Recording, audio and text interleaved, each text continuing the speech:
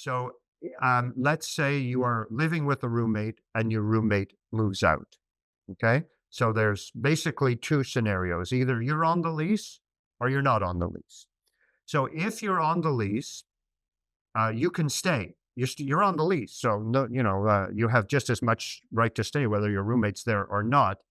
But you'll have to pay the entire lease, the entire rent. So if you're paying $1,000 a month, the lease is $1,000 a month, and you and your roommate were each paying $500.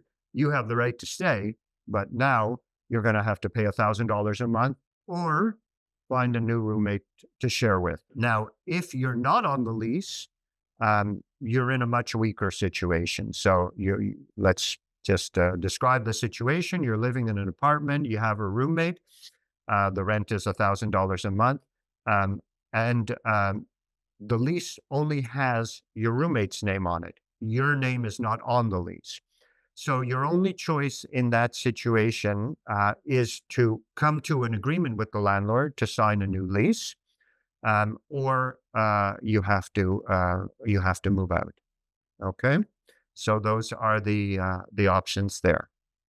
In the sad situation where your roommate dies, if you're on the lease, once again, it's sort of like if your roommate just moved out, you can stay, but you'll have to pay the entire rent or find a new roommate. Now, if you're not on the lease, and unfortunately your roommate dies, you're in a stronger situation than if your roommate simply moved out. Here you have the right to take over the lease. Okay, so you're in a stronger situation here. Well, the government decided that in this situation, a person who, whose roommate died should have some rights, and you can take over the lease. You have to give a notice within 2 months of your roommate passing away that you want to take over the lease. So you have to do something here. If you don't want to take over the lease, maybe you'd rather just look elsewhere, you can simply move out. You have no responsibility in this situation because you were never on the lease. Okay, so your roommate passes away, you're not on the lease, you have an important right here. You could take over the lease. You just have to inform the landlord within 2 months, or you could just walk away because in this situation, you were never on the lease. And so you can just leave. You will not owe any rent because, again, you were never on the lease. So this is for the estate. Let's look at the scenario here. A person is a tenant. They pass away. And what is their estate supposed to do? Because the person, well, just to be clear, a person's death does not automatically end their lease. Okay, maybe that sounds strange, but that's how it is. A person is living in an apartment. They're on the lease. They pass away. Their lease is not automatically ended. The estate, their estate, whoever is settling it, which means normally what we call the liquidator in Quebec, or most places in English call it the executor of the estate, can end the lease with a 2-month notice. So the estate will still be on the hook for 2 months. So a person passes away to middle of October 15th. The estate can send a notice by November 1st saying the lease will be ending January 1st, but the estate remains responsible for the rent until January 1st, which kind of probably makes sense in terms of, moving the deceased stuff out of the apartment and so on.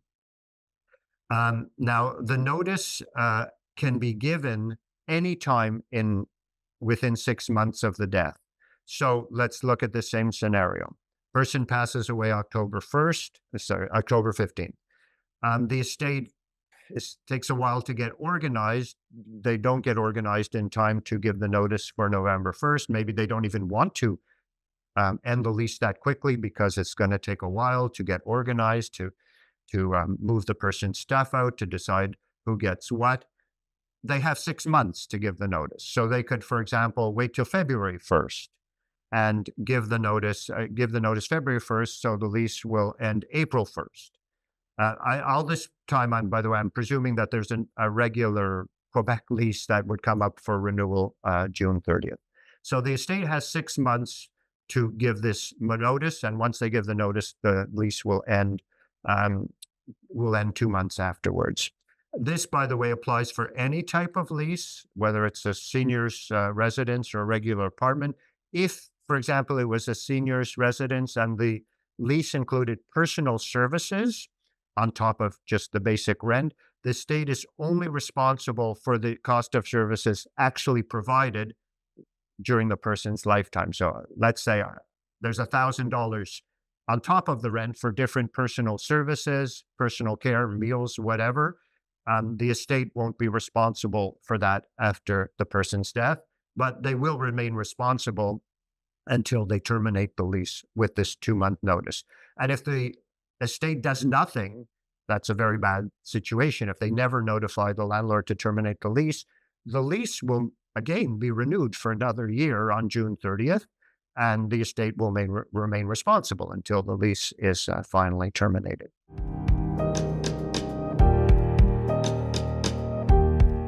Do landlords in Quebec have to approve your roommate?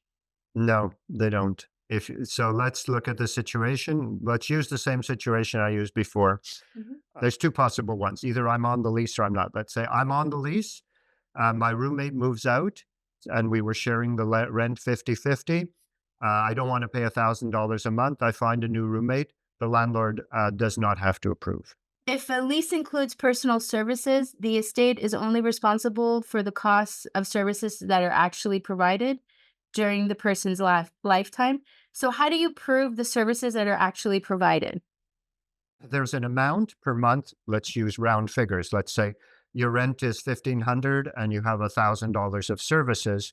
I think if it came to a dispute before the rental board would say, well, the person passed away on the 15th, so therefore they are responsible, the estate is responsible for half of the month, which would be $500.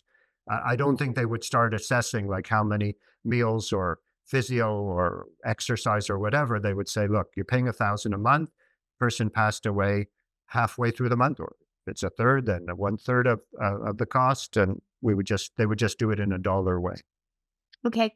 And so again, if you're renewing or renegotiating a lease for a residence, can you renegotiate the services in your package? Absolutely. No, you can renegotiate anything. And the services normally, well, I think actually it's a requirement that the rent be separated from any personal services for exactly this type of situation, for if a person passes away or there's renegotiation or whatever. So it's clear you're negotiating about the services, which and that's separate from the rent, which is subject to rent control. So whereas services are sort of on a negotiation basis. So absolutely, short answer, yes, you can renegotiate the services. You want more, you want less. You find it too expensive, you want to reduce, and so on. So if a person passes away and there's no family members, I'm assuming there's an executor, but who terminates the lease? Okay. Well, if there's no family members, like the executor is normally a family member, unless a person in their will designated somebody. You can designate anybody if they're willing to do it. Sometimes people designate, for example, a chartered accountant or a lawyer to do it, but they're going to have to pay them to settle the estate. So based on the question that there's no family, let's take the simplest example. The person didn't name anybody. They have no family member to name. They didn't hire somebody. In that case, there's a special department of Revenue Quebec. So it's kind of maybe funny that it's Revenue Quebec that handles it, but it's Revenue Quebec that settles the estates of people who have no family members, nobody to, and actually they check. This is getting into a whole other area of law of successions, but they go to something like the 9th degree. Like they look very, very far in terms of who might be able to inherit and therefore would be responsible for settling the estate before they actually settle it themselves. So they would do the research. I'm not too sure how, but they will do the research to see, if you've got some kind of third or fourth cousin or whatever who is technically allowed to inherit because they're actually a family member. And once they confirm that there really are no family members, to be found, then they would settle the estate, which includes terminating the lease.